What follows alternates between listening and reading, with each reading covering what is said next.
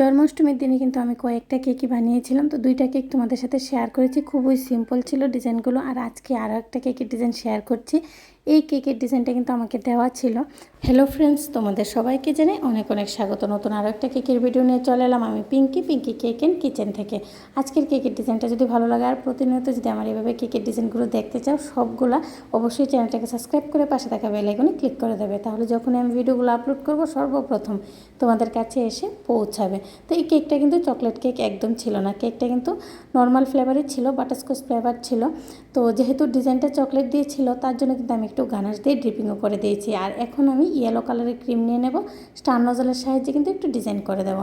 এখানে আমি ছোটো সাইজের স্টার নজলটা নিয়েছি। তোমরা যদি বড় আরও স্টারগুলো বড় বানাতে চাও তাহলে বড় সাইজের স্টার নজল নিতে পারো। আর ডিজাইনটা যেহেতু ছোটো ছিল তার জন্য আমি ছোটোই নিয়েছি।